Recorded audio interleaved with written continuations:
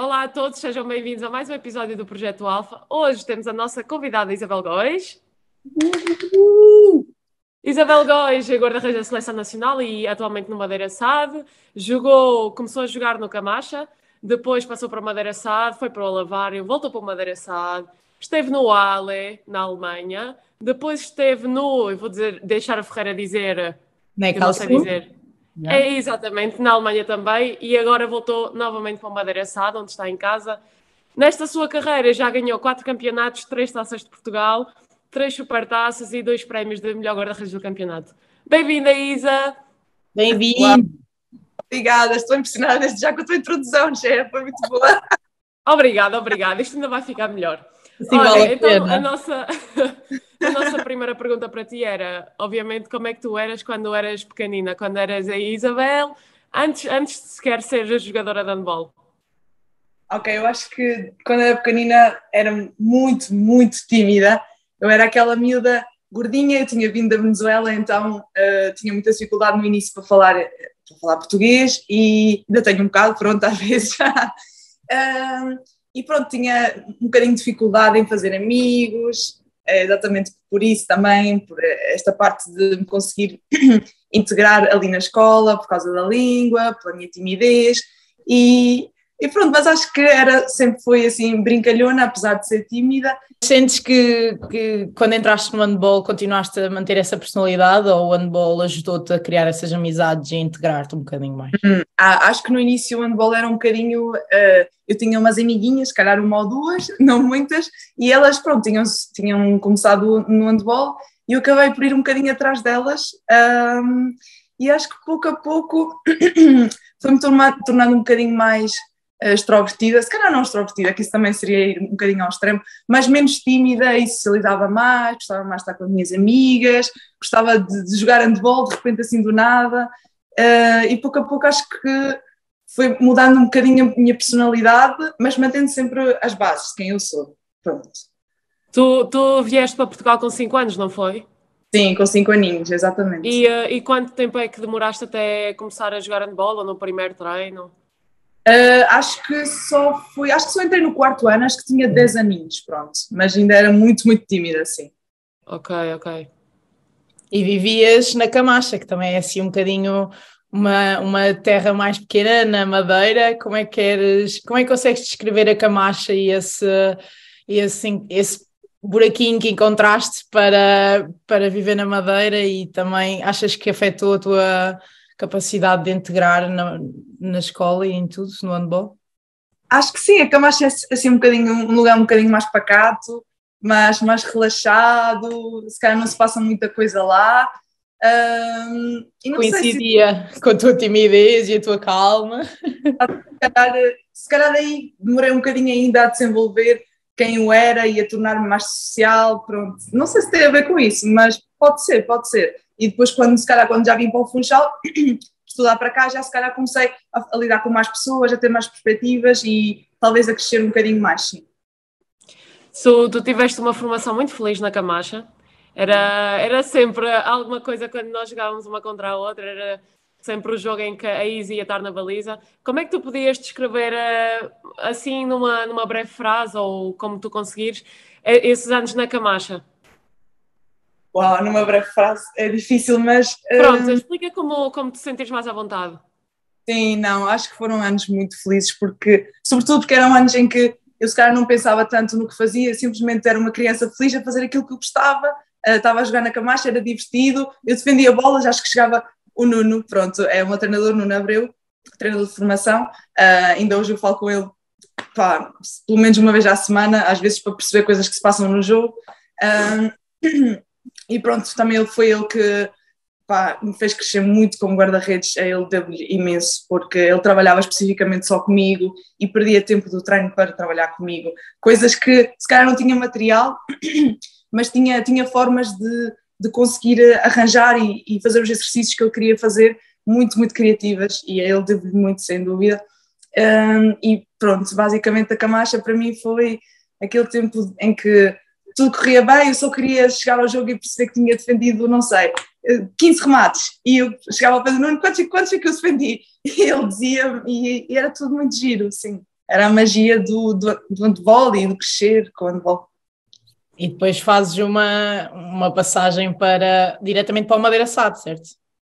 Exatamente. E isso foi um passo grande, e saís desse teu conforto e dessa relação ótima que tinhas com o teu treinador, que se calhar, ainda no outro dia falámos sobre isso, que este tipo de relações e este tipo de clubes onde tu sentes família é um bocadinho aquilo que nós depois passamos o resto da nossa carreira à procura e a tentar encontrar aquilo um bocadinho outra vez.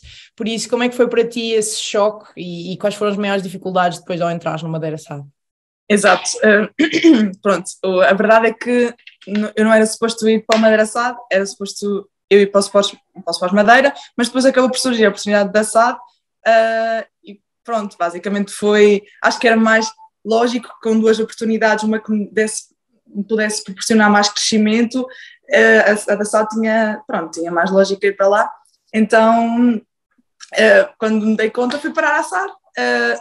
Tinha saído a Virgínia Ganão, que é só uma das maiores lendas de sempre do handball português, e a Esmeralda eu acho que nesse ano também tinha saído, duas guarda-redes incríveis, e eu tinha que ir para lá, uma miúda que ainda não tinha noção de nada. Foi bastante difícil a nível de tudo, eu tinha outros tipos de remates, a qualidade era enorme, foi uma integração um bocadinho difícil, sim, tenho que dizer. Mas desculpa. Desculpa. Mas só para contextualizar, diz-nos assim quais é que foram as jogadoras que tu encontraste no Madeira SAD quando foste para lá. Exato. Portanto, tinha a Bi, nossa capitã da seleção, Viana Sabino, tinha a Renata Tavares também, também jogou a Ana Andrade nesse ano, tínhamos a Tisha, quem mais? Tínhamos a Andreia, que joga agora no Sports, que é a pivô, que não sei se ela estava à ponta nesse ano a pivô, pronto, também não. Depois... Cláudia Aguiar, não? Aguiar. Ascensão, acho que sim. Tínhamos só jogadoras ridiculamente boas. Na altura quase toda a gente ia à seleção. Sim. Acho que a Soraya Lopes também estava nesse ano. Não sei se no primeiro ou no segundo. Pronto, mas de qualquer maneira, um leque de jogadores com muita qualidade e acho que por aí a minha integração se calhar também tornou-se um bocadinho mais difícil, tanto a nível de handball como também de personalidade, porque eu ainda era assim, pronto, eu vinha da Camacha, ninguém me conhecia, era uma miúda, e acho que demorou um bocadinho para eu conseguir entrar na equipa e para mostrar quem eu era verdadeiramente, tanto a nível handbolístico como a nível pessoal. Pronto. E tu quando foste para lá, foste, como falaste, substituir essas duas grandes guarda-redes. Sentiste por acaso que alguém te meteu pressão para seres basicamente a sucessora da baliza do Madeira SAD? Por parte do clube? Sim, acho que a pressão nunca vinha diretamente por parte do clube, mas eu sentia que com a qualidade que eu tinha lá e as jogadoras que eu tinha, que nós tínhamos na equipa, eu tinha que estar bem, eu tinha que conseguir assumir, chegar lá e estar ao nível delas. E se calhar não vinha essa pressão da parte do clube, se calhar vinha um bocadinho também das jogadoras, do género, tens que fazer melhor, mas aquela pressão positiva, mas eu como era miúda ainda não sabia lidar tão bem com isso, e também punha muita pressão, sempre pus muita pressão em mim mesma, e pronto, acho que isso acaba por passar um bocadinho para o jogo, mas acho que até correu mais ou menos bem a época. E nesses 4 anos da SAD sentes que obviamente que tiveste um crescimento muito grande como guarda-redes, porque isso depois notou-se, não é? E também no teu percurso na seleção, mas sentes que essas dificuldades que encontraste inicialmente se foram esbatendo e que conseguiste encontrar o teu espaço e encaixar a tua personalidade também no Madeira SAD? Não sei, se calhar não verdadeiramente, sabes? Não sei se seria mais óbvio que eu te dissesse que sim, mas... Nunca conseguiste voltar àquele espírito do Camacha, daquela sensação de casa, não é? Porque não era igual, não era a mesma coisa, eu não te sei explicar o porquê, não consegui ir lá dizer que era isto ou aquilo, mas simplesmente não era igual, não havia tanta magia, não sei como explicar isto, sim. Sim, mas isso também eu acho que tem a ver com o facto de quando és novinha, estás na formação, tu vais treinar porque gostas e porque estás ali com as tuas amigas e quando chegas a uma parte profissional não estás tanto com as amigas, até podes criar amigas lá, não é? Mas quando chegas como chegas assim, ok, estou aqui, tenho que construir novas pessoas, enquanto que na formação nós temos pessoas que já jogamos há, não sei, 4, 5, 6 anos e que muito provavelmente tu até tens uma relação boa com elas e E lá está, são amizades que tu se calhar és meio forçada a ter para, se calhar amizades não, mas estás a perceber, relações que Entrar são no... que basicamente és forçada a ter porque agora dividem o mesmo espaço. Exatamente, porque a parte profissional traz a questão da obrigação de tu estás lá com várias pessoas. E atenção que tu se calhar não desgostas das pessoas, mas também não foi as pessoas que tu escolheste, tanto antes não foi as pessoas que tu escolheste, mas foi as pessoas que tu cresceste desde pequenina e foste construindo laços pouco a pouco. E aqui eram pessoas que se calhar, como é que eu explico isto? Tinhas que... Não. Vinham para trabalhar e... Exato, é isso, é diferente. E não estavas tanto tempo com elas fora, pronto, se calhar até a ver um bocadinho com isso, a construção de laços. Sim, eu acho uma coisa curiosa em relação à formação é que muitas vezes quando, por exemplo, acontecia comigo, quando eu ia para o treino, havia sempre alguém que trazia um amigo. Este meu amigo vem experimentar o handball. E pronto, Sim. isso é uma coisa que obviamente agora não acontece, porque pronto, é o nosso trabalho, não é? Mas isso acho que era super engraçado e também, pronto, uma forma de nós continuarmos nessa magia do handball. E quando crescemos as coisas se calhar já não são tão assim. É verdade, é verdade. Opa, eu acho que não são, mas nós podemos torná-las. Acho que Sim. é uma questão de mentalidade também e de aproveitarmos as coisas boas na vida e sermos felizes naquilo que fazemos. Uhum. Então isso Olha, desculpa. vai. Sentes que o que é que te levou a tomar essa nova decisão de mudar novamente, de criar novamente um grupo, de entrar novamente numa equipa, quando mudaste para o Olavário? Qual é que foram os teus objetivos e os passos que te levaram a essa decisão? Pronto, a questão de ir para o aula não foi uma decisão nada fácil para mim, porque eu já tinha feito um ano na Universidade aqui da Madeira, o meu curso de Psicologia, licenciatura, tinha feito um ano, só que, pronto, não me sentia 100% feliz na SAD, e entretanto falei com a Ala, surgiu a proposta, e decidi ir para lá, decidi arriscar, sabia que se calhar não ia conseguir fazer as equivalências que queria, porque o curso aqui é diferente do que lá no Porto, e foi efetivamente o que se passou, tanto que eu só consegui fazer equivalência a 2 cadeiras de 3 créditos, portanto equivalia a quase nada de todo o esforço que eu tinha feito aqui na Madeira, mas na mesma achei que valia a pena e as coisas iam correr bem, e quando cheguei ao aula percebi que realmente tinha valido a pena, porque nem sei como explicar, quando cheguei lá as coisas, senti-me tão bem-vinda, senti que era como uma segunda família, porque eu tinha deixado a minha família cá na Madeira, e lá as pessoas receberam-me e acarinharam-me de uma maneira muito, muito bonita, e sentia-me bem, senti-me muito, muito bem. Mas falaste ainda agora do facto de não te sentires tão feliz. O que é que te fez sentir assim naquele tempo? Se calhar eu agora que sou mais velha consigo apontar mais o dedo nisso, e eu acho que eu até podia dizer que era isto ou aquilo ou outro, ou que, pronto, eu acabava por exteriorizar ou culpabilizar outras pessoas, e acho que na verdade sou eu mesma que não me sentia capaz ainda para lidar com esse desafio, e não me sentia integrada no grupo, e não me sentia que se calhar a pressão tinha um bocadinho... Tinha tomado um pouco conta de ti? Sim, e eu senti nessa altura que se calhar, eu senti nessa altura que se calhar nem queria jogar mais handball, percebem? Porque sentia-me tão desmotivada, tão em baixo, e não me sentia tão bem no grupo. Podia também ter a ver com essa questão da pressão ou não. Pronto, acho que tinha muitos fatores em jogo, e quando decidi ir para a aula foi uma das melhores decisões da minha vida, sim. É engraçado porque tu descreves dessa forma, mas o Olavário também estava a lutar para o campeonato, e aliás no primeiro ano em que tu vais para o Olavário vais para lutar pelo campeonato, portanto se calhar a maneira como tu vias a pressão, e acho que também a história e o peso que o Madeira SAD tem na Madeira era também um grande fator na maneira como se trabalha no clube, e o profissionalismo que tem no clube é muito diferente da visão do Olavário, em que se ganhares é uma cena incrível, não há obrigação, não há... E é óbvio que tu também foste para o Olavário com já algumas amizades formadas da seleção, e e que facilitava um bocadinho mais o processo na questão de tu estás a falar da família, mas tu foste na mesma com o objetivo de lutar pelo campeonato e ter essa pressão em ti própria e do clube, certo? Sem dúvida, mas é exatamente o que tu disseste. Acho que igual existia a pressão, mas eu simplesmente deixei de senti-la.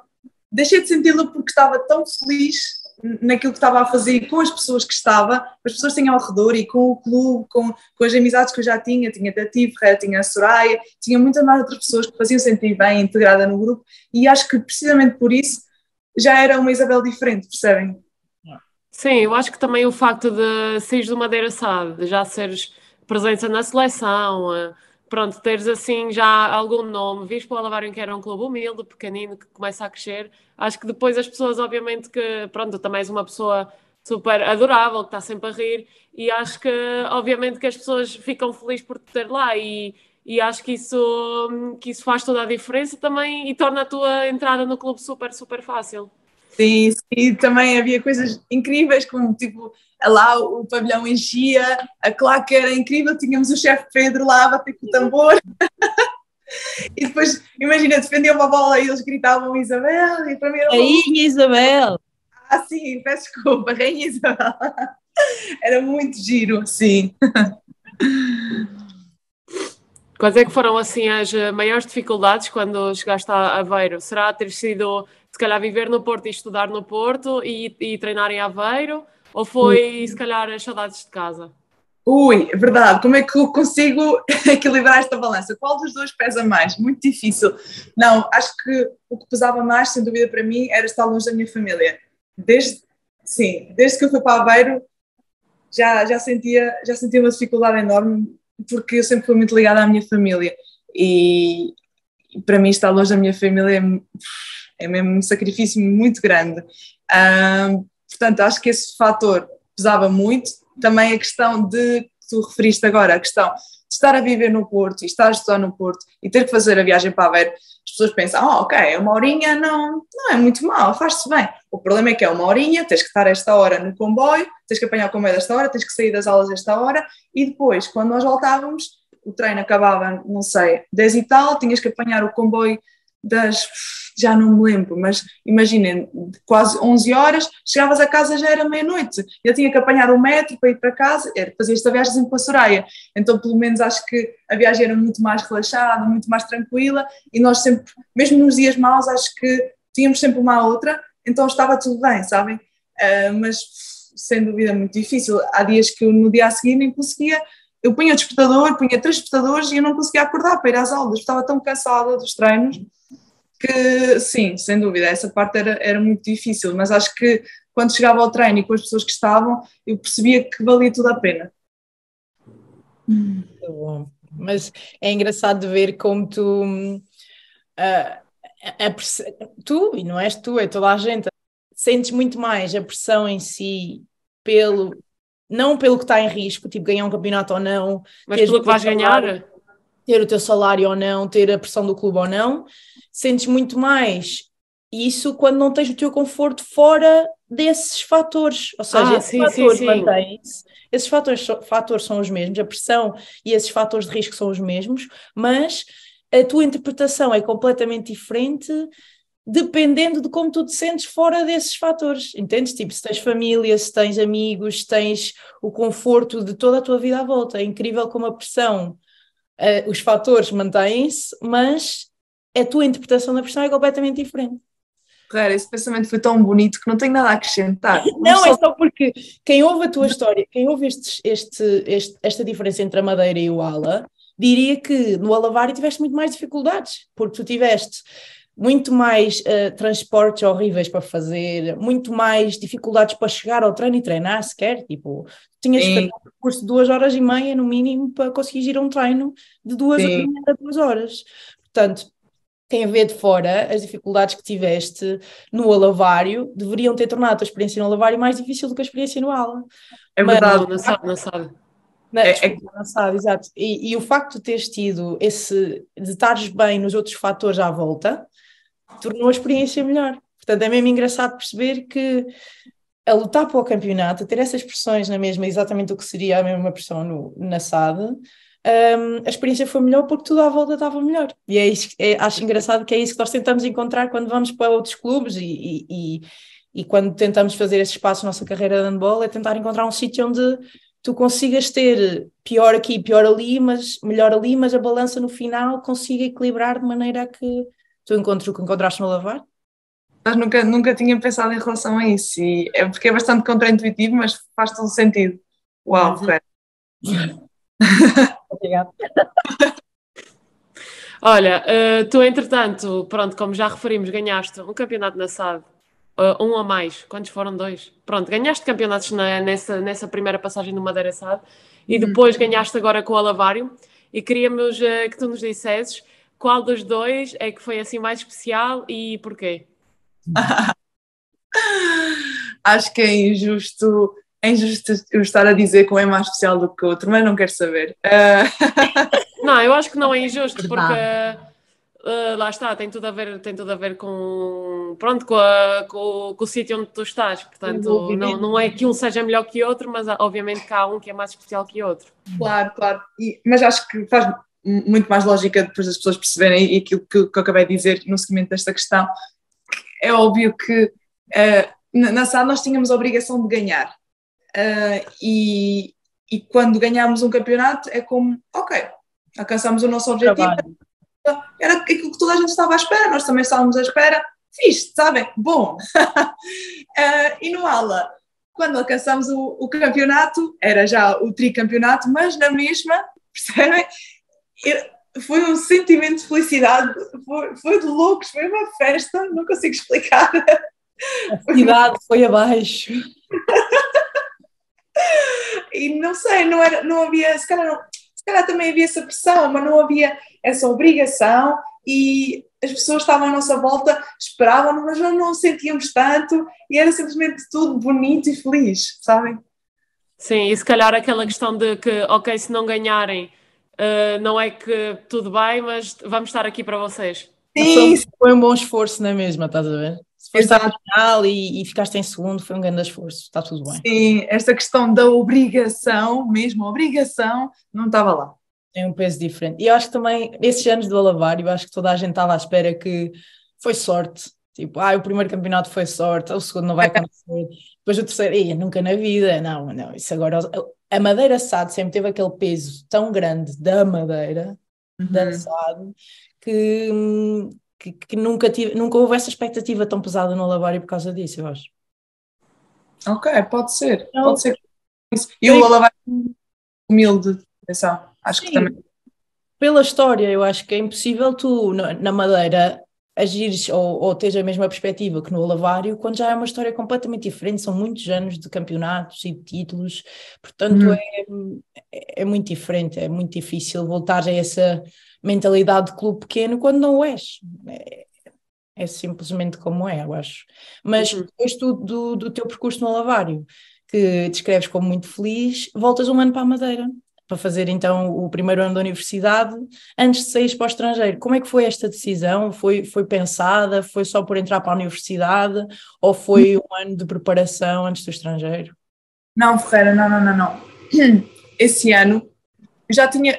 Pronto, basicamente, eu neste momento falta-me uma cadeira para acabar a licenciatura. Desculpa, eu estou a confundir. Sim, tu não estás a... Sim, exato. Quando eu voltei para a SAD, eu tinha... o que eu queria realmente fazer, o meu objetivo era já a minha saída para o estrangeiro. Mas na altura tinha uma agente a trabalhar comigo e lembro-me que a proposta que ela apresentou-me era para uma equipa da terceira divisão. Tudo bem, mas depois eu comecei a pensar se realmente valia a pena. Já tinha estado durante tanto tempo afastada da minha família, se realmente valia a pena o risco de voltar a estar longe das pessoas que eu gosto muito, gosto mais do que tudo no mundo, não é só para estar na terceira divisão, porque era uma abertura, atenção, que isto era um abrir de portas, a terceira divisão de França não é má, mas eu comecei a pensar se realmente valia a pena ou se aguardava mais um ano a ver se poderia surgir uma proposta melhor. E esse ano que aguardei, decidi vir passado para, efetivamente, outra vez para estar com aqueles que eu mais amo, a minha família. A decisão foi assim de fácil, mas igualmente muito difícil, sim. Mas tu agora, quando voltas para a SAD, era com o objetivo de logo no ano seguinte ires cá para fora? Sim, era. Se calhar não é tão intuitivo quanto isso. Eu vou a dizer que sim, agora que já tenho este percurso todo. Mas foi um bocadinho de, olha, vou tentar encontrar outra gente e vou tentar ver se realmente existe algo para mim, porque não era algo de, eu vou fazer, eu quero. Eu esperava que as coisas fossem correr o melhor para mim, mas sim, tinha ambições de querer ir para o estrangeiro. Mas não sentes que isso foi mais difícil, saíres de casa e agora voltares para casa para depois saíres a sério? Não achas que se calhar pensaste duas vezes, se calhar eu já não quero sair mais? Sim, eu acho que o meu percurso foi muito nos gestos, não foi?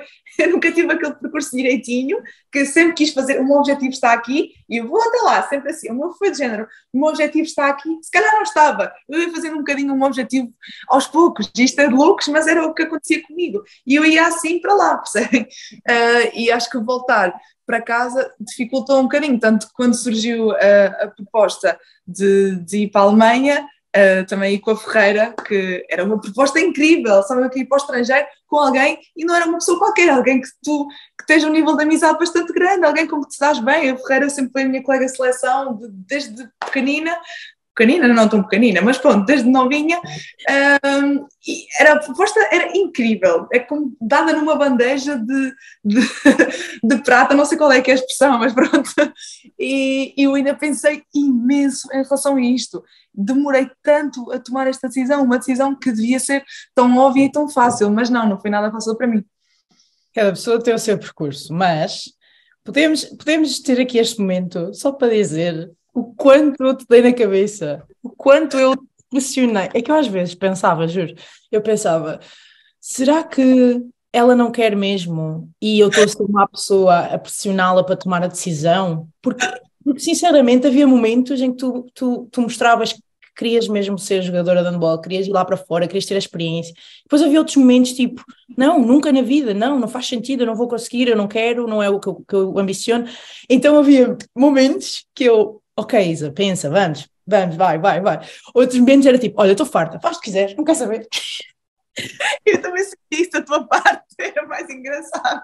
Porque eu juro que estava a tentar encontrar o equilíbrio entre o que era o melhor para ti ou não. Porque para mim, esse momento foi quando eu tinha estado 2 anos na Suécia e queria dar o passo para um handball melhor, porque foi um bocadinho aquilo que tu explicaste. Só que como eu tinha um objetivo muito bem traçado e estava de género, eu vou sair independentemente se a proposta é aquilo que eu queria mesmo ou não, aquilo que vale a pena, se calhar não vou...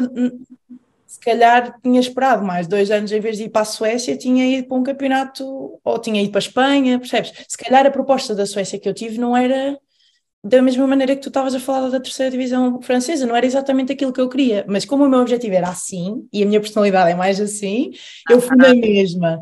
E quando mudei para a Alemanha, eu queria então esse passo maior e achava que ia ser incrível contigo, mas eu ia de qualquer maneira e depois estava a tentar convencer e a certa altura estava a pensar, será que eu estou a ser egoísta, quero que ela venha comigo ou estou mesmo a tentar tipo ajudar? Porque eu via certos momentos que tu estavas tão tipo, não, que eu pronto, ok, então vou dar o passo atrás. Andrew, Isa, estou muito preocupada, não sei o que mais, e depois a mensagem a seguir eu respondia alguma coisa e tu dizias algo do género, olha, faz o que tu quiser. Lava as minhas mãos. Não, E sabes o que é que isto parece? Parece aqueles pais que têm um filho e querem que o filho seja médico e o pai a dizer vai para médico e o filho não quer, mas o pai sempre ali a puxar. Eu sempre... Mas este filho queria ir, só que tinha mais coisas à sua volta que influenciavam e que pesavam nessa decisão. Eu não sou uma pessoa que toma uma decisão assim de leve, eu sou uma pessoa que tem que pensar em tudo para ter a certeza que essa é a opção certa, percebem? Então pronto, Isa, queria só deixar aqui bem claro, peço desculpa de ter pressionado, espero que tenha sido pelo melhor outcome possível, ok? Agora já sabem, vamos só deixar aqui uma nota, já sabem, amigos da Ferreira, tenham cuidado porque ela é uma pessoa muito... que mete pressão nos amigos, portanto tenham cuidado. Eu tentei, juro que tentei controlar, mas houve momentos que eu tive mesmo, o que está a passar? O que está a passar com a tua vida? Olha, mas já agora para nós tentarmos perceber quanto tempo é que vocês demoraram, pronto, vocês não, tu, Isa, demoraste para tomar essa decisão, desde que a recebeste até dizer sim. Meu Deus, eu prolonguei tudo. Eu prolonguei tudo o que podia. Eu ia fazendo perguntas que se calhar já só inventava, mas tenho certeza, Ferreira, que porque ela foi fazer lá o tryout e eu não fui. Então eu ia fazendo perguntas, ia falando com ela. Entretanto, eles já tenderam uma proposta incrível, eu não precisava de ir lá fazer o tryout. Isto não acontece com muitos jogadores. Também com o tryout, se calhar, também é para a jogadora ter uma noção das condições, também o clube conhecê-la um bocadinho, mas eles já mesmo queriam, percebem? E eu era aquela chata que estava a prolongar durante bastante tempo, já tinha recebido o contrato e não assinava o contrato, porque estás com o contrato nas mãos, está ali a pesar o contrato, ok, percebem? Pronto, mas espera, em termos de meses, quantos meses? 4? 2 meses. Não, o problema, okay. Não, mas é que tu não estás a perceber o tempo que isto foi, porque o Halle, quando nós fomos para o Halle, elas tinham acabado de subir divisão. Ou seja, eu já andava em conversas com o Halle nos últimos meses da época, porque eles ainda não tinham certeza se conseguiam subir ou não. E eu já andava em conversas, mas não estava nada finalizado. E quando eles finalmente conseguem subir, que foi no final de abril, início de maio, eu falei logo com a Isa, eles falaram logo com a Isa, e foi desde maio até o início da pré-época. Tipo, foram 2 meses em que ou era ou não era, e já não tinhas mais opções, porque era o final da época e era o final da época de transferências, estás a ver? Tinha que ser, numa semana podia estar resolvido, e a Isa arrastou tipo 2 meses. Poxa, dona, correu tudo bem no meio, já viram? 2 meses nesta fase, eu estava em stress, porque eu estava tipo, eu quero resolver a minha vida, e entretanto assinei e resolvi a minha vida, mas a Isa estava sempre a atrasar. Tu eres aquela pessoa de que realmente tinhas dito, não, podem confiar na Isa, eu realmente acho que... Deste aquele feedback positivo em relação a mim e eu a deixar-te. Então se calhar tu estavas também em stress porque tu já tinhas dado a palavra que nem sequer devias ter dado, não é? Atenção, eu não disse que ela ia assinar. Eu disse que ela tinha interesse na cena, só que depois eles perguntaram, mas ela é uma pessoa de confiança? E eu, claro que sim, claro que sim. Só que ela nem respondia, nem tipo, demorava uma semana a responder uma pergunta, estás a ver? Queria pensar tanto nas cenas, e arrastou, e depois o clube, em vez de lhe perguntar a ela, porque perguntava-lhe, imagina, então, o que é que achas? Como é que está o contrato, ou não sei o quê, como ela demorava tanto a responder, vinham-me perguntar a mim, olha, o que é que se passa com ela? Isto é uma técnica de negociação, o que é que se passa? É um especialista em técnicas de negociações. Claro. Enfim. Mas pronto. Então, mas vamos voltar um bocadinho atrás, porque aqui já estamos a entrar no teu percurso fora de Portugal. Gostávamos de falar um bocadinho contigo ainda sobre a seleção e o teu percurso da formação na seleção. Como é que foi, porque tu falaste da tua personalidade de introvertida e tímida, e nós lembramos bem como é que tu eras no início da seleção e o crescimento que foste tendo na seleção, não é? E achas que teres integrado a seleção e teres aquela concentração de pessoas que depois se tornaram muito tuas amigas ao longo do tempo também te ajudou nessa integração no handball? Sim, sem dúvida. Quando eu ia à seleção, era miúda. Eu vou-vos contar tudo, então. Conta tudo.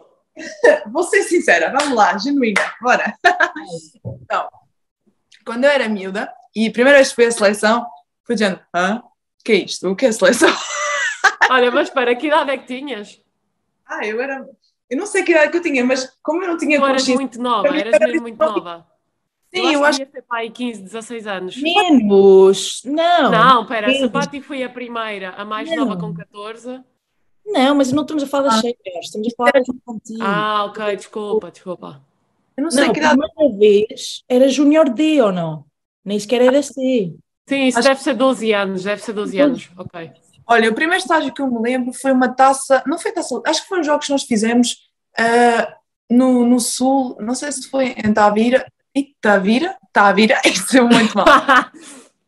Pronto, foi no Sul, os jogos que nós fizemos, e eu lembro que correu bastante bem, jogamos contra a Espanha, e eu lembro que até fiquei parva, eu consigo defender os rebates da Espanha, não sei como é, foi muito, muito giro, mas depois a parte de socialização e tudo o que estava por trás era muito difícil para mim, porque eu vinha da Madeira, e depois eu não conhecia ninguém daquela seleção, e elas já se conheciam todas porque jogavam no campeonato umas contra as outras, e eu só estava lá, eu só existia lá, e estava na baliza, e então de repente chegava alguém, chegava ao físio, o José Teixeira chegava e perguntava: olha, como é que está a Camacha? Então perguntava: a Camacha ainda está no mesmo lugar? E eu só dizia que sim, com a cabeça.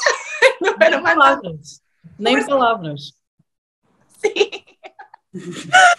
E pronto, isso só mostra um bocadinho como eu era. E era muito difícil para mim, sem dúvida, a parte da integração. Mas acho que aos poucos e poucos, foi conhecendo as pessoas, ia-me dando bem com esta amiguinha, com outra amiguinha, e as coisas iam surgindo e já gostava mais de ir à seleção, porque no início, a verdade é que eu não gostava, eu estava lá, gostava porque sabia que estava a representar o país, sabia, não tinha bem a noção ainda, vamos ser verdadeiros, mas era bonito de saber que me tinham escolhido a mim para representar o país. Mas depois não conhecia as pessoas que estavam lá, pronto, e pouco a pouco fui criando amizades e as coisas foram se tornando 50 mil vezes mais bonitas, sabem?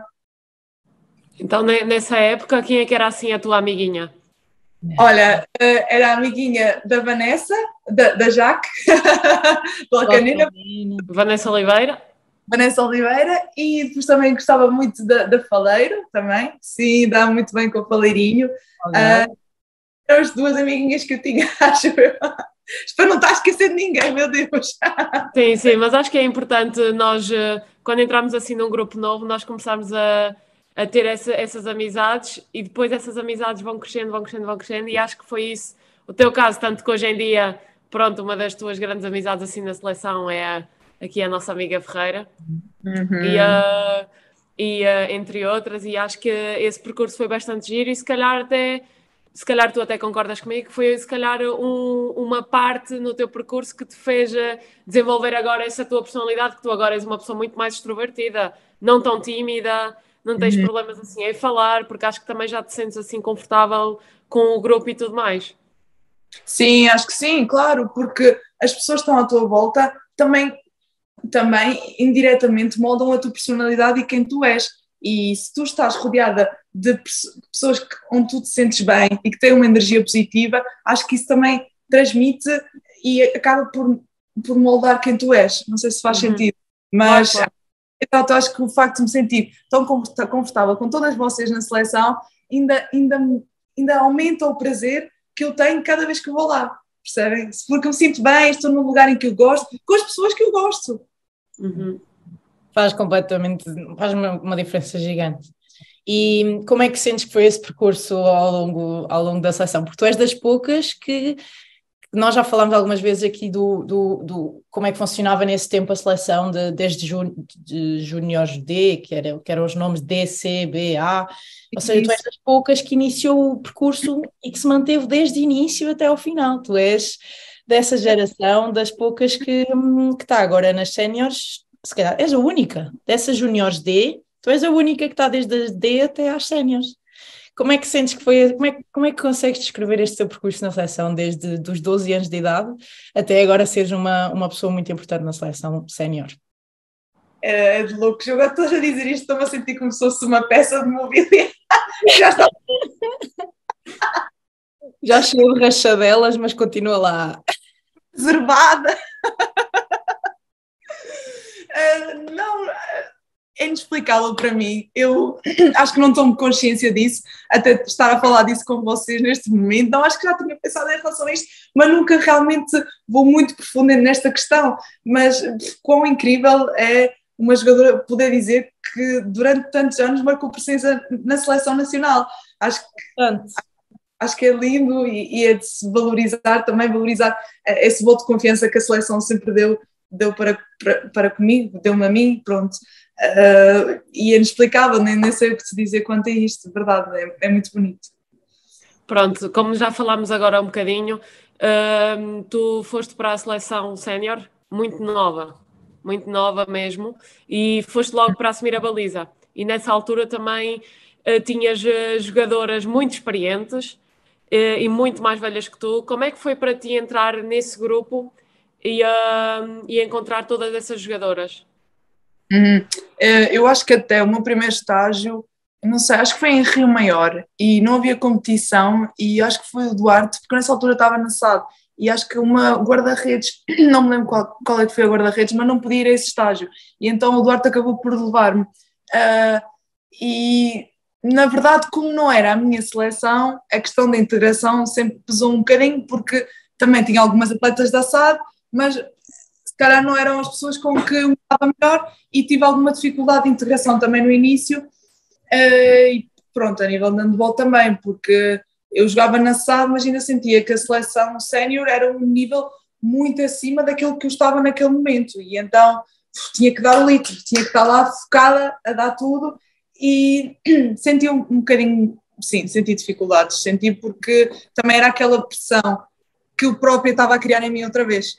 Pronto, e não sei se refletia ou não na maneira em como eu estava, não consigo lembrar se estive bem nesse estágio ou não, mas acho que as coisas até acabaram por correr mais ou menos bem apesar disto tudo, sabe?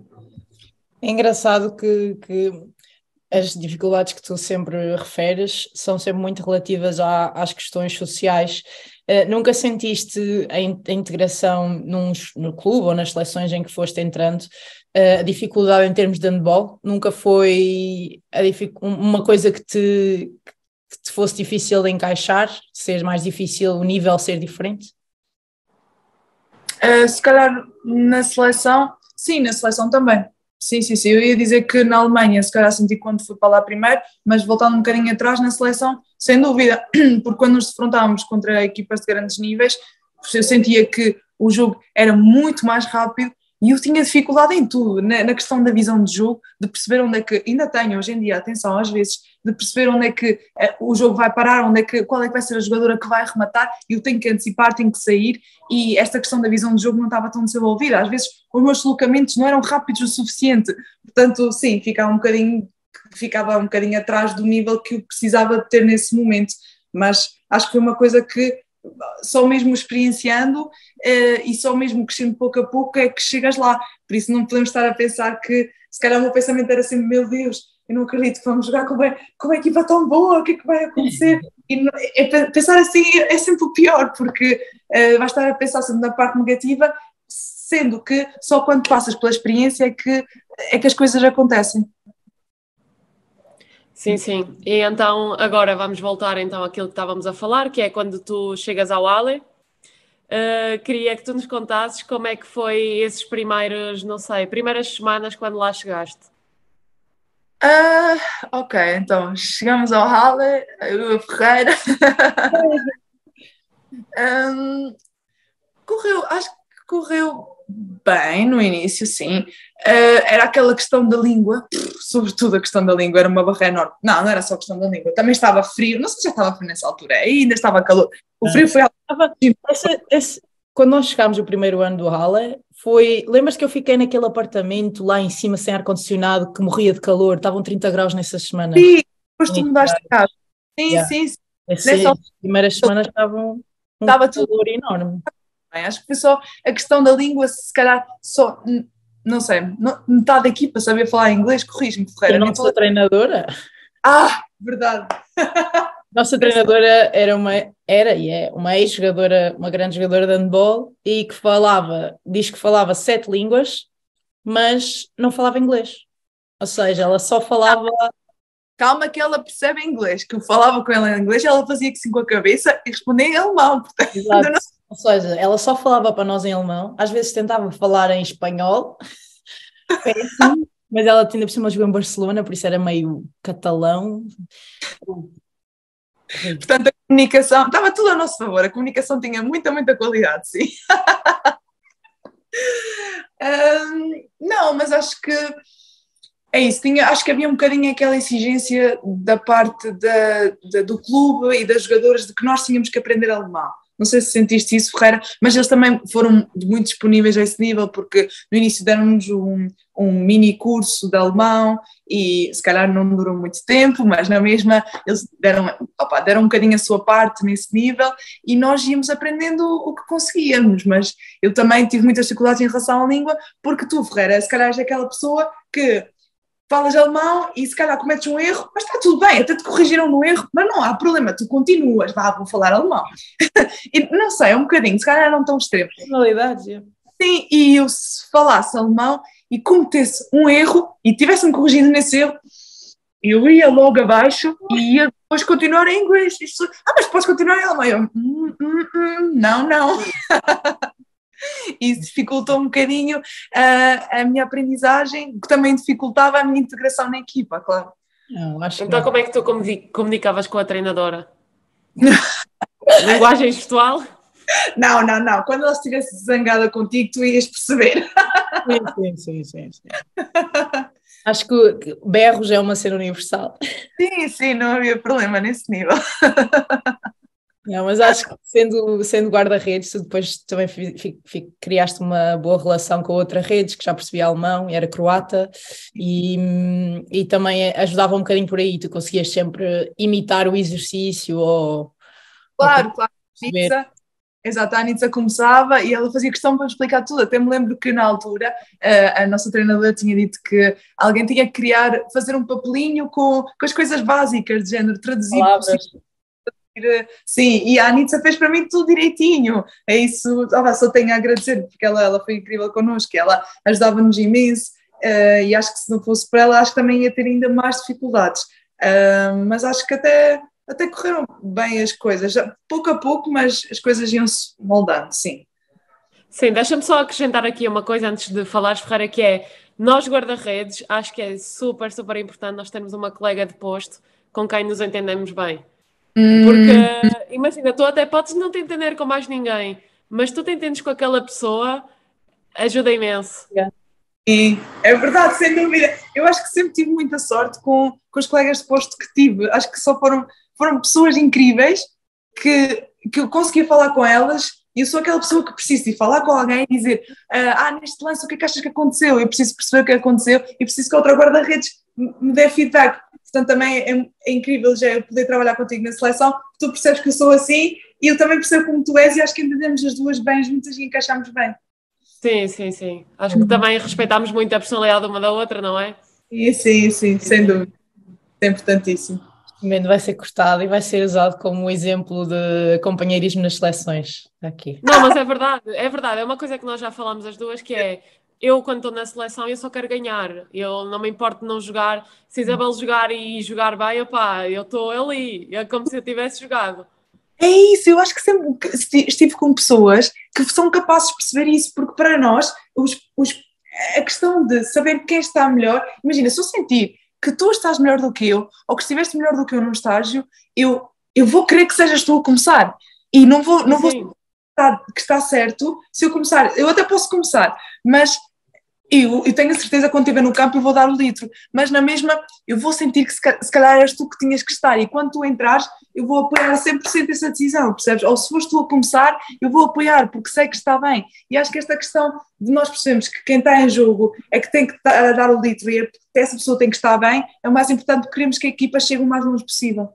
E depois ser possível também a competitividade, não é? Porque eu gosto muito de ver quando vocês se apoiam tanto uma à outra e ao mesmo tempo sentem, ok, se ela está a fazer isto bem, eu também quero fazer bem. E puxam sempre uma à outra para conseguirem estar sempre as duas a evoluir, e tem sido incrível ver o vosso percurso, porque vocês são as duas da Madeira, vieram as duas assim com um percurso semelhante, ganhar campeonatos em Portugal e de agora irem para o estrangeiro, e é incrível que com um espaço tão curto, porque vocês são de gerações consequentes, conseguem manter a qualidade da nossa seleção na baliza, que é tão importante, por isso... Eu acho que tenho que acrescentar aqui uma coisa, que é, neste último estágio, estávamos a fazer ginásio com a Sofia Osório, e estávamos a fazer um supino, mas unilateral, e estávamos a fazer, pá, com 15 quilos, e eu fiz tranquilo, e a Isa estava com mais dificuldade, e ela, a Gé fez com 15, ou, porque ela estava a fazer com 12, a Gé fez com 15, e eu, sim, e ela, então se a Gé fez, eu também quero fazer, e depois é engraçado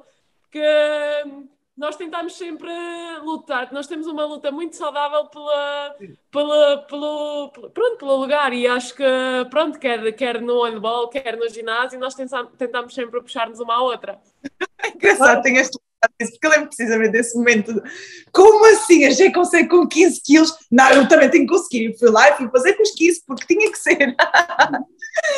Não, que giro, é verdade, concordo completamente, mas acho que é isso que nos torna melhores, é precisamente por isso. Sim, claro, claro, claro. E pronto, lá está, tu quando chegas ao Ale, tiveste esta ligação com esta guarda-redes que depois agora acaba por ser uma grande amiga tua e acaba por tornar este processo se calhar um pouco mais, pronto, mais fácil, não é? Já tinhas a Ferreira e ainda para mais chegas ao clube e tens esta guarda-redes que é muito tua amiga, as Sim. coisas parece que se tornaram melhor. Depois a tua integração na equipa acaba por ser mais fácil também um pouco por essas pequenas ligações que vais criando com as pessoas. Claro, claro, claro, concordo completamente com o que estás a dizer, porque é o que nós já falamos, quando estás com as pessoas, essas eram as pessoas que eu tinha à minha volta, porque eu estava a 100% no handball, então se calhar não tenho outros fatores a pesar e outras pessoas à minha volta, se calhar aquelas que tu vais conhecendo por aqui e por ali, mas não tanto como no handball, e então quando tinha a Ferreira e tinha a Anitza, e então eram essas pessoas que eu, sabes quando crias uma conexão tão forte com alguém e dás tão bem com alguém, que as outras pessoas são também muito importantes, mas tu estás tanto com essas pessoas e gostas e sentes-te feliz de estar com essas pessoas que as coisas começam a correr bem. E pronto, acho que muito graças às amizades que eu tinha que fez toda a diferença lá no meu percurso, sim, no Halle. Porque se calhar as coisas a nível de handball não estavam a correr 100% como eu queria, porque a Anitza tinha muito mais tempo de jogo do que eu tinha, e depois eu acho que às vezes eu tenho uma postura de se eu sinto, exato, aquilo que eu já disse, se eu sinto que a Anitza está melhor do que eu vou continuar a trabalhar nos treinos para dar tudo, mas eu sei que ela merece jogar, então eu só consigo estar lá a apoiá-la, e acho que é isso que nós temos que fazer como jogadores numa equipa, como somos vários jogadores numa equipa, acho que é esse o espírito a ter, e a dar o litro no treino.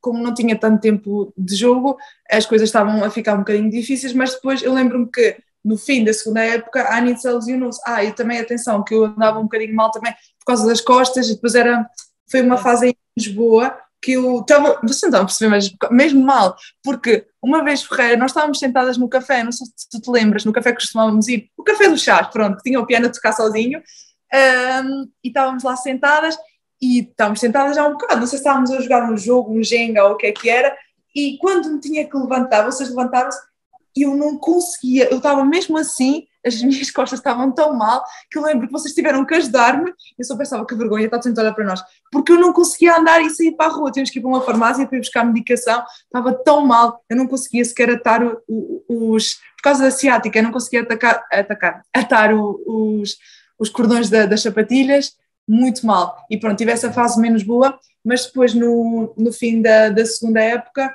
acho que as coisas começaram a correr melhor, porque precisamente por isso a Anissa estava lesionada, e eu senti, ok, agora sou eu que tenho que assumir, tenho que estar bem.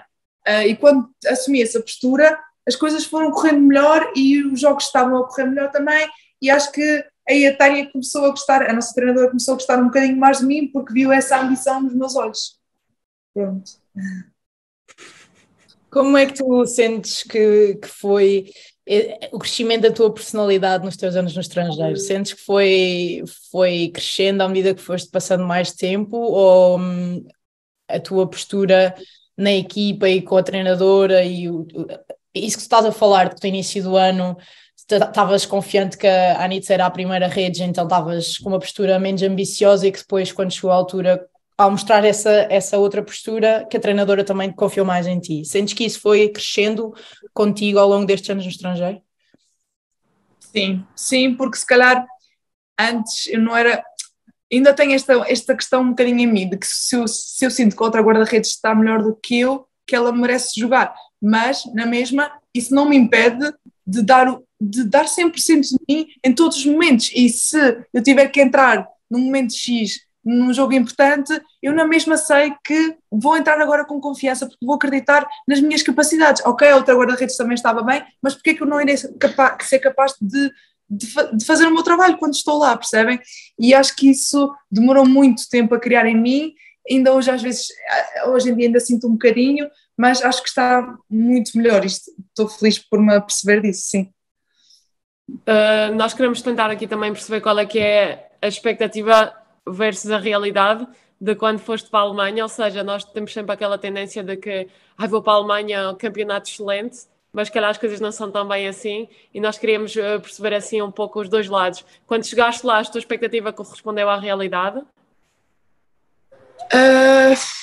Assim, as expectativas que eu tinha era realmente de um outro nível incrível, de que eu não sei se ia ser capaz de saber lidar com aquilo, e quando cheguei lá, no início acho que senti como guarda-redes, senti muita diferença nos remates, sem dúvida, os remates eram muito mais potentes e com melhor execução técnica do que aqui em Portugal, mas acho que pouco a pouco foi conseguindo saber lidar com isso melhor e fui-me adaptando, saber que se calhar tinha que esperar mais pelo remate, conseguir. Então a questão do bloco para mim era uma questão de blocos no início, nós tínhamos um bloco a trabalhar em que o bloco deslocava-se para, pronto, imaginem, a lateral esquerda vem a meio, o bloco deslocava-se para a esquerda e fica completamente com este lado e a guarda-redes só tem que ir para o lado direito, não tem que ler jogo, só tem que ir para o lado direito.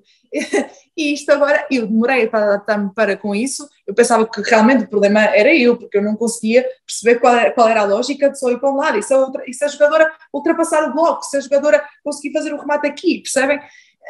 Eu achava que eu não estava a conseguir fazer isso, pronto, mas pouco a pouco foi conseguindo fazer o que se queria, que era isso, trabalhar com o bloco. E agora senti que, quando voltei para Portugal, que agora tenho que desformatar isso sim um bocadinho e voltar a quem eu era antes, porque aqui nós não temos essa questão do trabalho do bloco e para mim é muito mais difícil agora voltar a ler o remate, mas acho que pouco a pouco já estou a conseguir voltar a quem eu era. Não sei. Acho que fugi da tua questão, Jé, desculpa. Não, tudo bem, mas espera, eu só queria acrescentar, achas que tu perdeste um pouco a tua identidade como guarda-redes quando foste para o jogo alemão?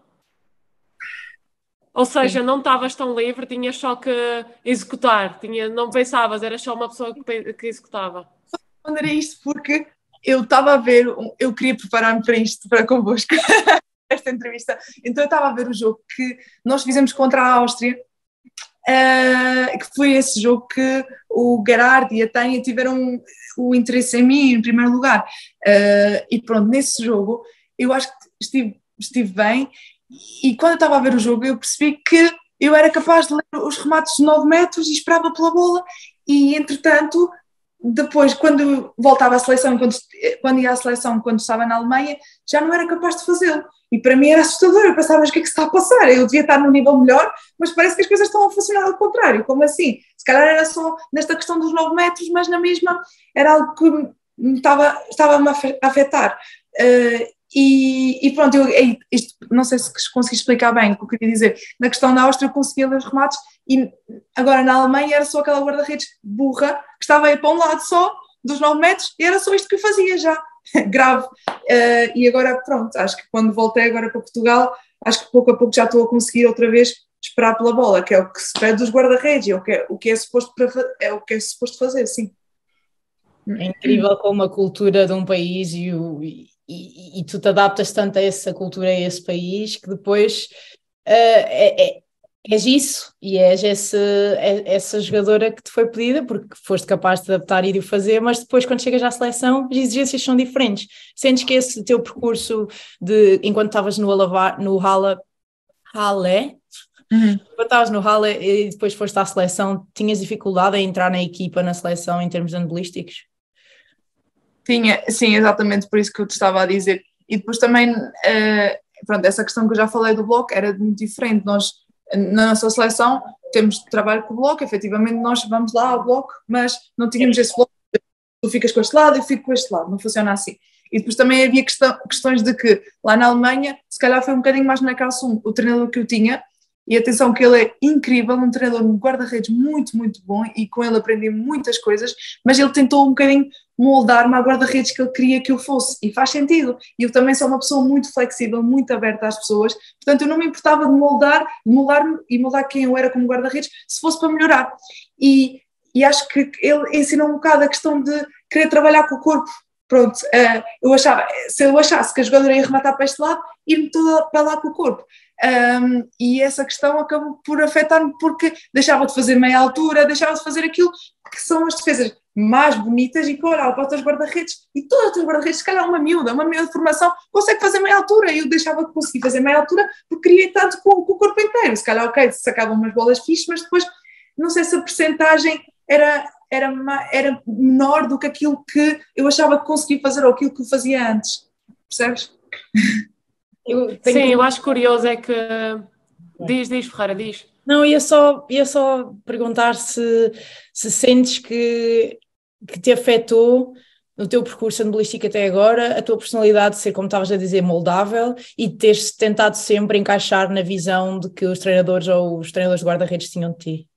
Sim, sim, porque como já disse, acabo por perder a minha identidade e acho que isto também sou muito como pessoa, estou tão pronta a ouvir os outros que às vezes perco a minha opinião no meio, sabes? E como um guarda-redes também sou assim, estou muito pronta a ouvir aquilo que me têm a dizer porque adoro feedback, porque acho que o feedback construtivo só nos ajuda a melhorar, mas quando deixas de ser quem tu és, acho que aí as coisas, não sei, perdem-se e as coisas podem começar a correr menos bem, e se calhar foi um bocadinho o que me aconteceu, não sei. O que é que tu querias dizer? O que é que tu perguntaste mais? Não sei se...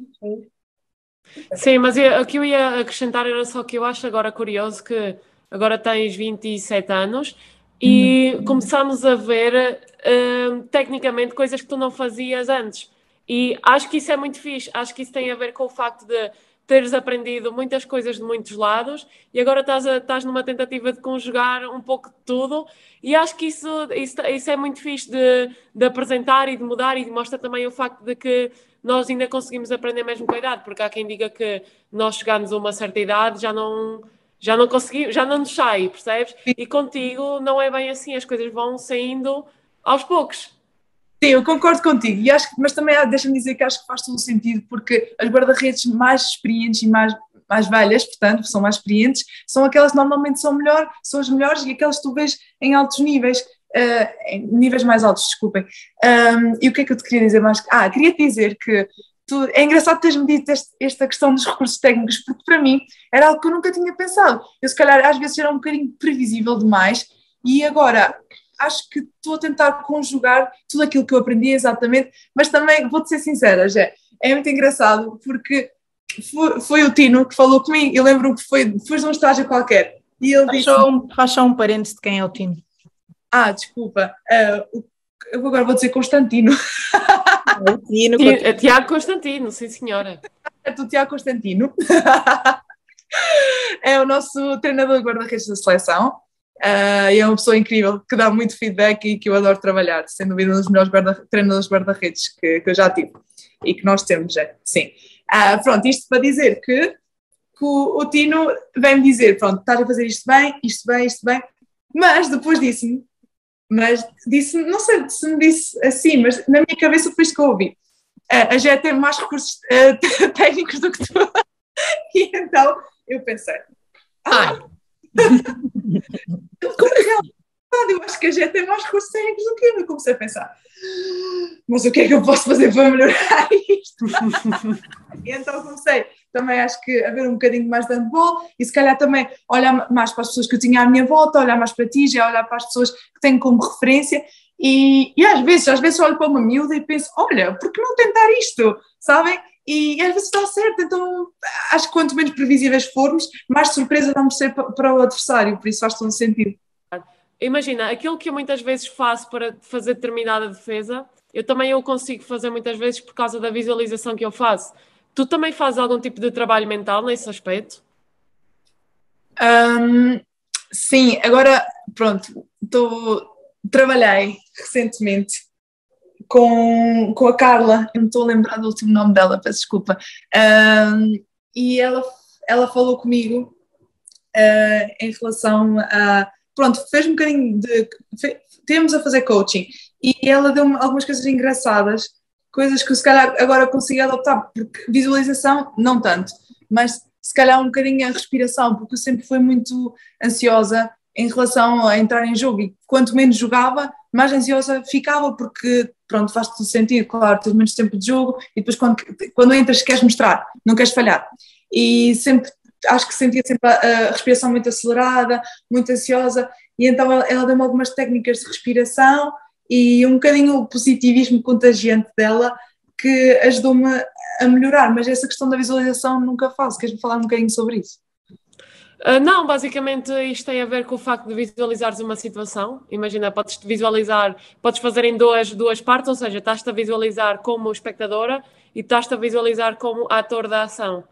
E basicamente imaginas uma situação, sei lá, imagina que viste o Landim fazer uma defesa, percebes? E podes-te imaginar a fazer aquela defesa que tu queres replicar, sendo tu a praticá-la. e normalmente aquilo que acontece é que tu visualizas primeiramente como ator, depois como espectador e normalmente como ator, percebes? Só que depois, normalmente isto é um trabalho que tu fazes diariamente ou muitas vezes durante as semanas e lá está, é conseguires visualizar a situação mais do que uma vez, estás a perceber? Às vezes pode ser feito através de um acompanhamento, através de um áudio, pode ser tu sozinha, estás a perceber? E dás-te tempo para visualizar a situação. E pronto, o que se diz é que esse tipo de imaginação faz com que o teu cérebro ative mecanismos que na hora da verdade, ou na hora que estiveres a visualizar aquele gesto de remate, o teu corpo reaja mais rápido ao estímulo. É criar os percursos nervosos e a parte mais importante dessa técnica é tu conseguires imaginar exatamente, imagina que era um remate de ponta, exatamente a ponta a fazer o braço como tu estás a imaginar que depois desencadeia a defesa tal, e sempre que tu criares esse percurso no teu cérebro com a visualização, quando chegares ao momento do jogo em que a ponta faz o movimento tal com o braço que tu já visualizaste, já tens o percurso neural criado para a tua reação ser tal. Ok, mas eu acho que eu faço isso indiretamente sem perceber que estava a fazê-lo, porque eu às vezes penso, e se eu fizer isto aqui, e realmente eu penso em mim a fazê-lo, percebem? Mas não penso, por exemplo, na ponta a rematar, se calhar só penso quando estou a ver o vídeo dela a rematar, mas não faço esse trabalho todo, e isso é muito interessante, vocês terem falado disso. Esse ponto sim. faz muita diferença, a questão de tu imaginares tipo o fator e a consequência. A visualização tem mais efeito quando tu consegues imaginar mesmo um trigger, tipo o movimento que vai desencadear aquela resposta. Se tu consegues fazer essa ligação bem explícita e direta, normalmente a visualização depois tem mais efeito.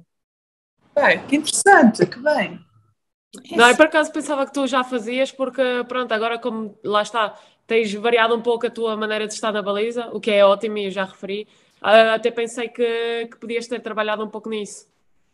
Não, mas isso é importante, temos falado disto, gostei, vou pesquisar mais sobre isso. Sim, e isso, imagina, eu quando faço isso, faço mais ou menos uma meditação antes, que assim estás relaxada e depois ficas automaticamente focada naquele instante, estás a perceber?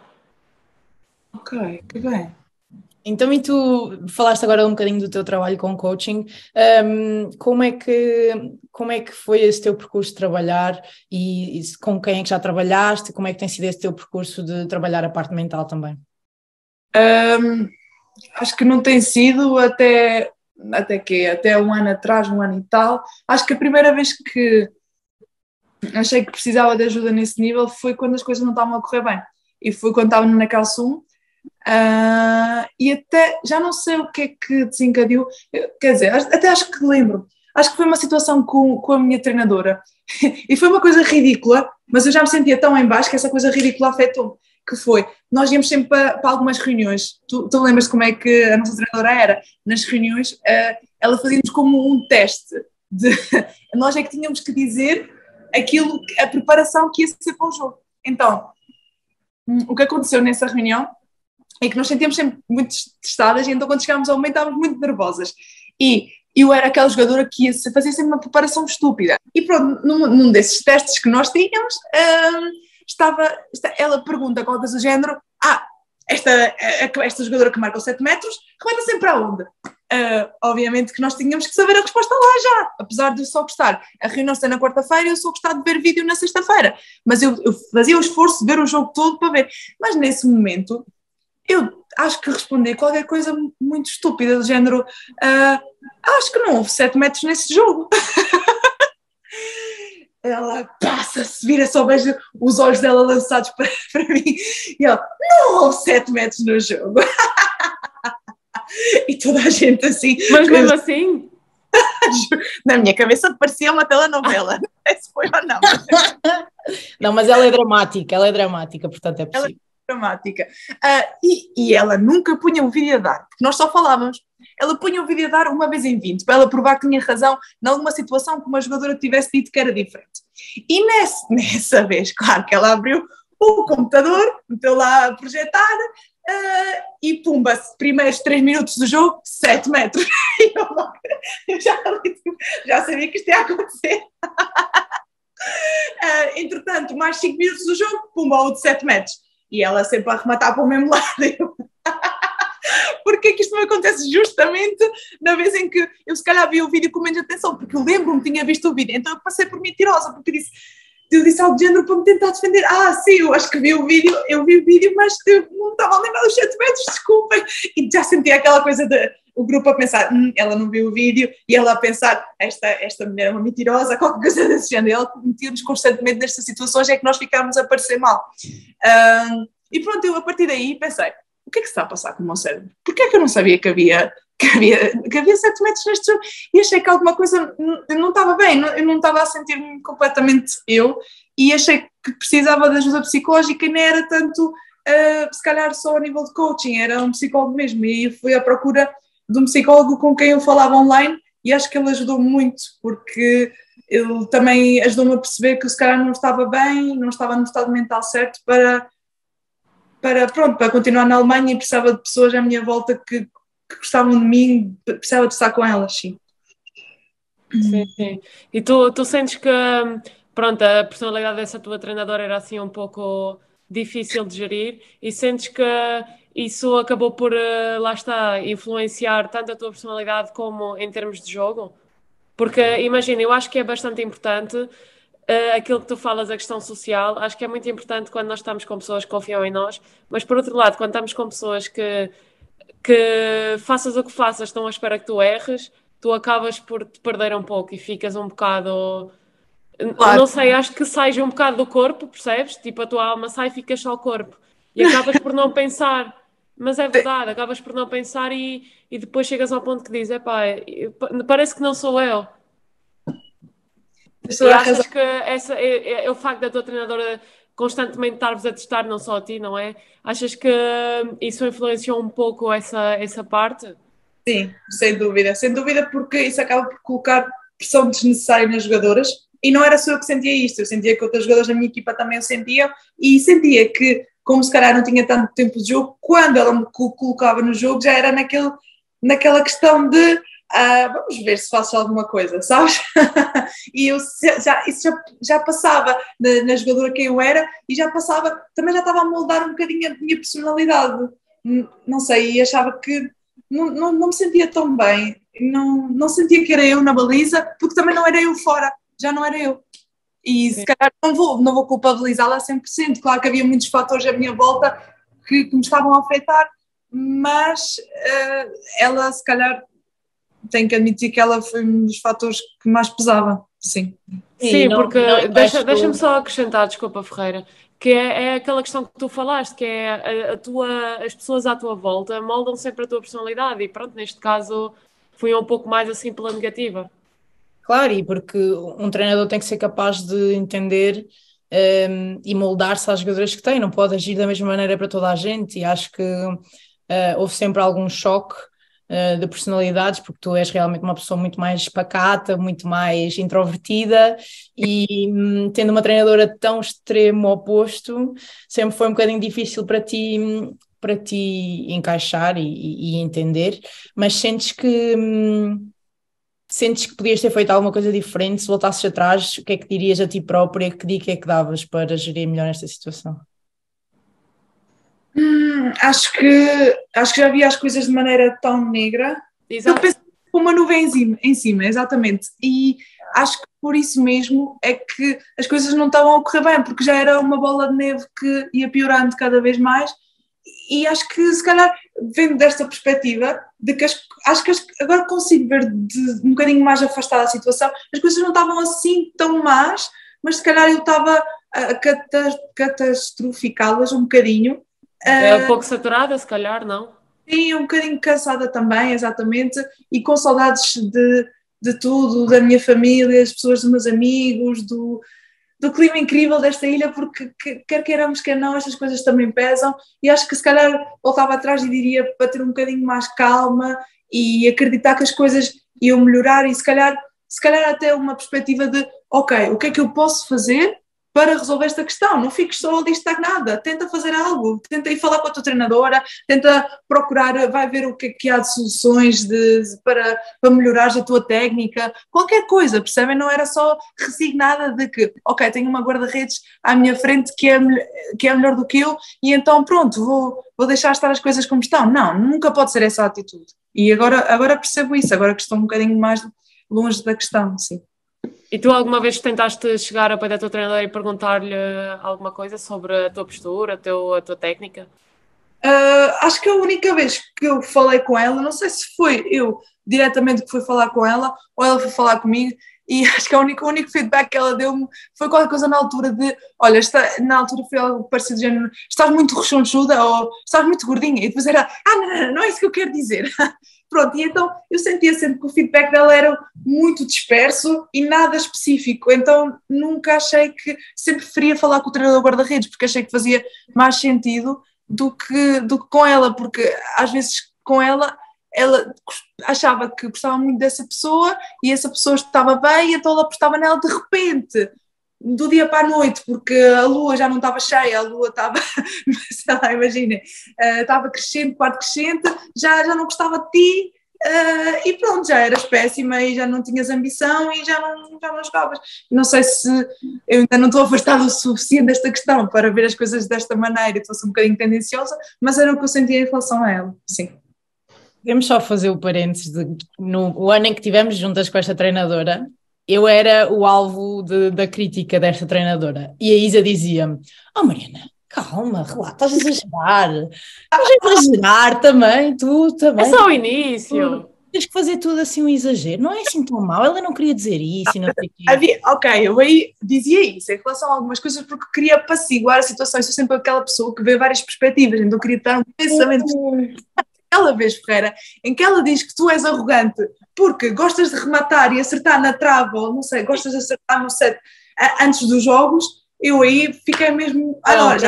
Para mim a melhor foi quando ela me disse qualquer coisa parva e eu respondi mais agressivo, tipo, não é nada disso, uma coisa qualquer, já nem sei. E ela disse, e quê? Estás grávida? O que é que se passa? Olha. Lembras?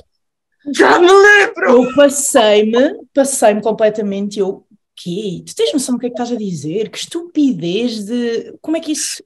Olha, comecei a chorar de raiva e ela, olha, até estás a chorar, olha para ti, estás a chorar, eu nunca devia chorar, estás mesmo grávida. Estás mesmo grávida. E eu, olha... É o que mais irrita, mas Ferreira, eu lembro-me perfeitamente de uma discussão em que nós estivemos à frente do grupo todo e só chorar, mas a chorar de raiva e às vezes até te rias, era uma mistura de emoções e eu só pensava, meu Deus, que horror, não acredito. Eu acho que comigo só aconteceu uma situação em que realmente foi horrível, foi, desculpa estar a desviar, estávamos a falar disto, mas eu lembrei-me disto agora, e foi, estávamos a jogar contra o Thüringen, eu estava no Neckarsulm, e foi no fim da minha primeira época do Neckarsulm, e as coisas até estavam a correr bem, nós dividíamos o tempo, a nível de handball estava a correr bem para mim, e eu comecei a titular, lembro-me, e acho que até fiz a primeira parte toda, e acho que até teve uma eficácia mais ou menos boa, de 30%, não é boa, mas também não é, ou seja, não é boa, não é incrível, está ali no meio, pronto. Isto tudo para dizer que depois a outra guarda-redes estava na baliza, e lembro-me que ela não estava a correr tão bem o jogo, e ela leva um remate dos 9 metros, e a minha treinadora, a nossa treinadora, ela passa-se, olha assim para o banco, rápido, olhando para mim, dizendo, e agora? O que é que foi? E eu fico parva e digo só algo do género, sim, mas acho que aqui a defesa até podia ter ajudado um bocado, porque foi a minha perspectiva da questão, e eu acho mesmo, eu também queria defender a minha colega de baliza, obviamente. E ela, o quê? É tempo a defesa. Passou-se e eu pensei, ok, se calhar disse alguma coisa não, mas está tudo bem. Entretanto, o jogo acaba, já estava quase a acabar nessa altura, ela passa à minha frente, atenção que ela dava, isto é importante perceber, dava sempre 10 a todos os atletas que estavam no banco. Passa à minha frente, já faz assim uma curva, para não parecer tão óbvio, sabem, tão subtil, passa à minha frente e dá 10 à jogadora que eu tinha ao lado no banco e eu, ok, é algo que se passa. Entretanto, vejo que ela começa a falar com o treinador guarda-redes e eu assim para a minha colega, a Sara, isto vai sobrar para nós. Entretanto, entramos no balneário, já nem sei como é que isto começou, mas ela passa e diz, como é que pode ser? É sempre a defesa, Era a primeira vez que eu tinha aberto a boca em relação a dizer alguma coisa. E eu disse o mínimo que tinha, achava que naquela situação tinha sido a defesa. É sempre a defesa, vocês nunca olham para vocês próprios, para aquilo que fazem. Ela pega, vai até o espelho de maneira dramática e diz: tu tens que olhar para ti próprio, assim como eu estou a fazer. E eu aí fico parvo, porque eu sabia que era para mim, então eu digo: tu achas que eu sou uma pessoa que não olho para aquilo que eu faço? Logo eu, então não me conheces. E ela sempre a atacar por cima disto tudo. A outra guarda-redes começa a chorar porque ela diz algo do género: se calhar temos que contratar uma terceira guarda-redes. A época estava quase a acabar, mas ela dá essa dramática e a outra guarda-redes começa a chorar e ela vai logo lá, pronto, também um bocadinho para acalmar a situação, vai lá: não, Sara, mas diz: eu não me estou a referir a ti, eu estou a referir a ela, esta foi a última gota. Eu sou assim, parva, incrédula, não sabia o que estava a acontecer, mas pensei: não vou chorar, vou só manter-me forte. Ninguém naquele balneário abriu a boca para nos defender, e isso foi o que me magoou muito também na altura, porque nem o treinador guarda-redes, que para mim era e é uma pessoa incrível, ele sempre fez tudo por mim, mas não nos defendeu naquele momento, e eu ali senti-me tão injustiçada, porque eu só estava a tentar ajudar a minha colega de baliza, percebe? Passou-se, teve tanto tempo a falar, mas foi uma reunião horrível. Eu tentava defender-nos ali no meio, mas já não saía nada com nada, a falar em alemão, toda nervosa. Entretanto, aquilo acaba, está tudo bem, ela vai embora, eu vou para a casa de banho e entro, começo a chorar, irritada, com uma raiva dentro de mim. Entretanto, ela volta para o balneário e diz: Chatsi, género, minha querida. Exato, minha querida, está tudo bem. Eu não queria dizer isto, irritei um bocado. Vem-nos abraçar a minha outra guarda-redes e eu com aquela raiva ter que abraçá-la. Tenho que explicar a mistura de emoções, e acho que isso foi um bocadinho o pior que ela podia ter feito naquele momento, porque ela fez-me parecer como se eu tivesse atacado a equipa, como se eu tivesse sempre a reclamar da equipa, um bocadinho não a virar a equipa contra mim, mas foi o que eu senti naquele momento, quando eu só tinha feito o mínimo dos comentários. Eu, pessoa que nunca abri a boca. Uma coisa parva, desculpem estar a falar isto tanto tempo, entusiasmo-me. Claramente que ainda é algo que está bem aceso aí dentro. Sim. Não, mas eu consigo identificar-me com essa falta de injustiça, porque, pronto, toda a gente que te conhece sabe que tu tentas sempre moldar o teu discurso para não magoares ninguém, e o facto de teres levado com essa avalanche de emoções em que ela está a dizer que é melhor contratar uma terceira guarda-redes porque não era para a outra que estava a falar, era para ti, e depois abraçar-te e tu cheia de raiva, tipo, a abraçar uma pessoa que basicamente acabou de te mandar um soco na cara. Não, lá está, tu ficas um pouco assim: o que é que acabou de acontecer aqui? Ficas sem assimilar e as coisas acabam por se tornar assim um pouco estranhas. Já não confia mais naquela pessoa, se calhar foi aí o ponto em que deixaste de confiar nela e deixaste de a respeitar, se calhar.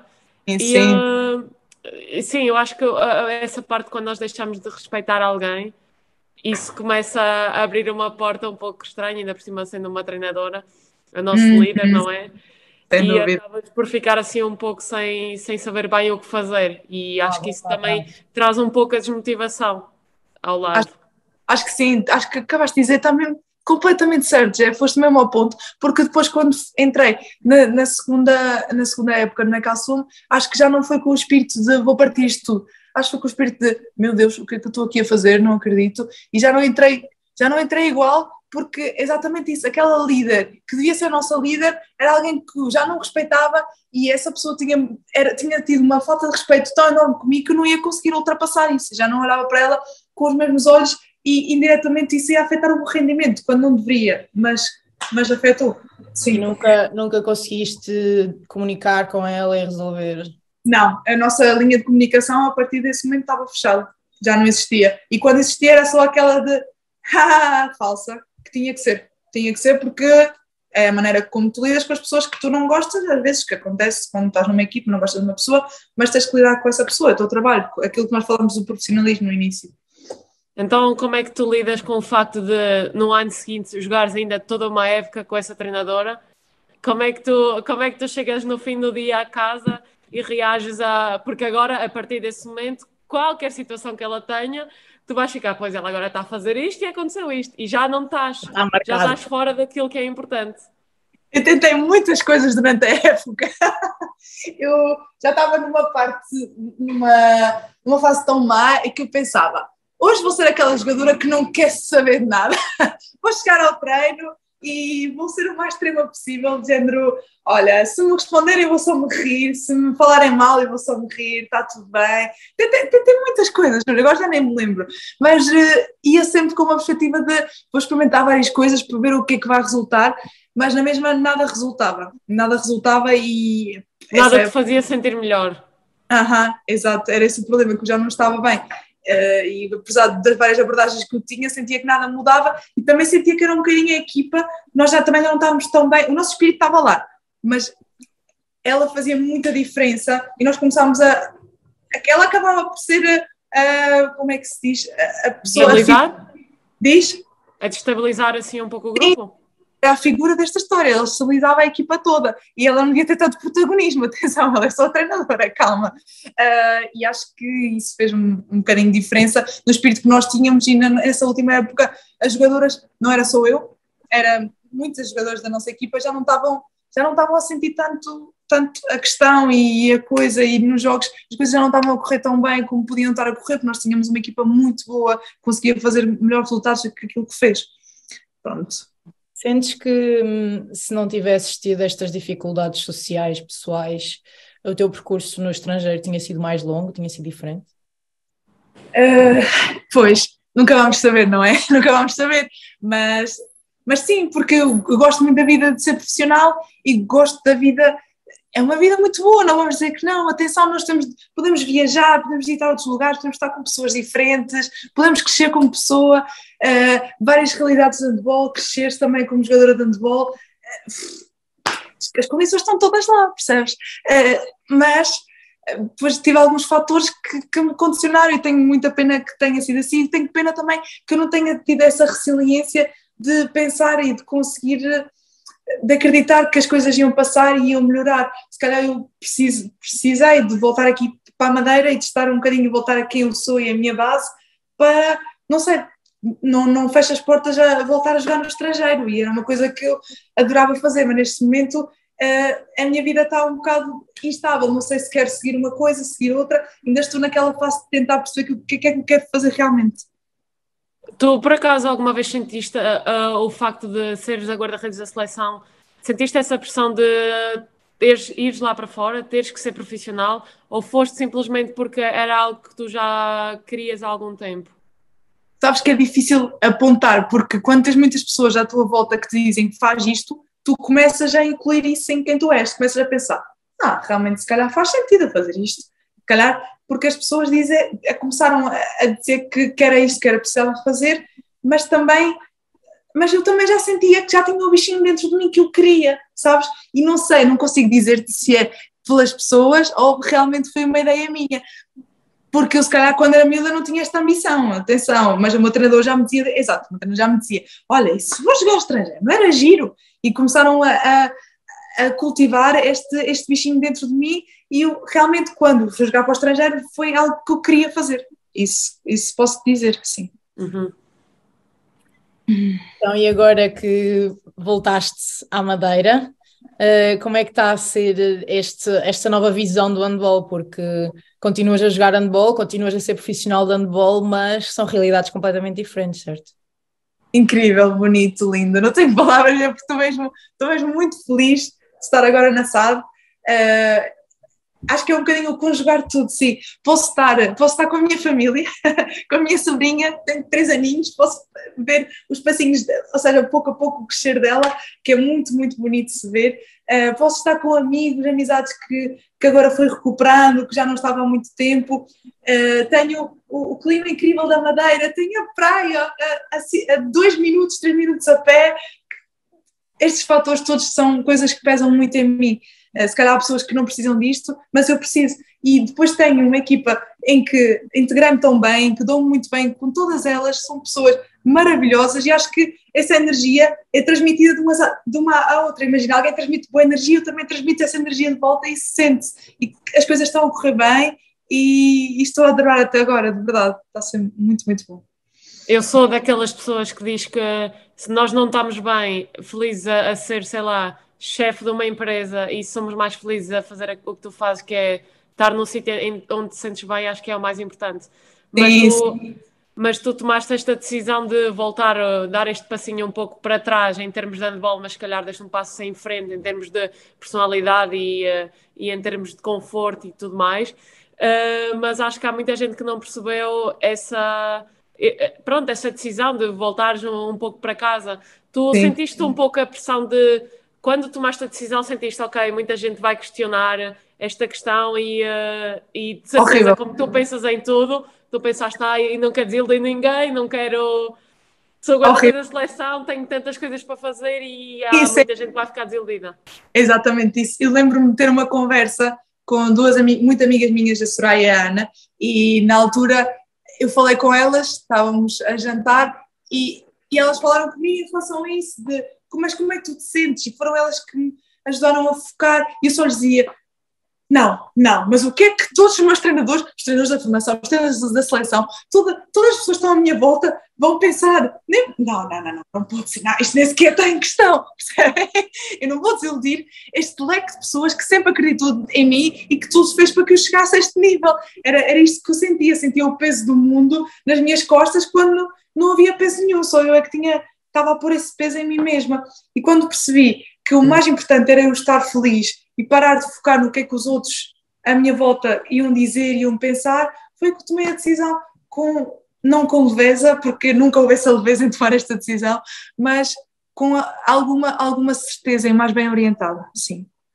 E sentes que depois desta tua experiência tão dura na Alemanha, havia alguma opção de encontrares um outro clube ainda no estrangeiro onde pudesses encontrar as condições que precisavas, sociais e tudo? Sim.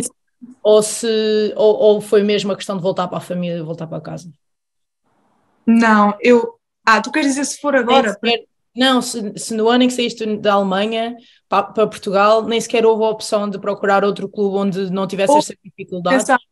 Outras propostas muito interessantes e daí que a decisão ainda foi mais difícil de ser tomada, de conseguir escolher o que é que eu queria fazer, porque tinha essas outras opções. E eu acho que demorei tanto tempo a decidir também, apesar de, atenção, que acho que a Sá também partilhou a notícia bastante cedo, mas na mesma já comecei a decidir muito antes, e as propostas chegaram cedo, e voltei a adiar essa decisão, mas acho que sim, existia potencial noutros clubes da Alemanha para eu continuar a minha carreira internacional, mas acho que o que me pesou mais na altura, vou ser sincera, foram primeiro as condições que a SAD me proporcionou, mas acho que a questão da família pesou muito, porque a decisão não foi tanto a nível mental, claro que foi, porque tudo funciona a nível mental, mas foi a nível de como me sentia, mais o coração que pesou. Exato. Mas não faz sentido, porque sou uma pessoa muito lógica, mas neste momento eu decidi com as minhas emoções. Sim. Precisavas de casa outra vez para te recentrar, não é?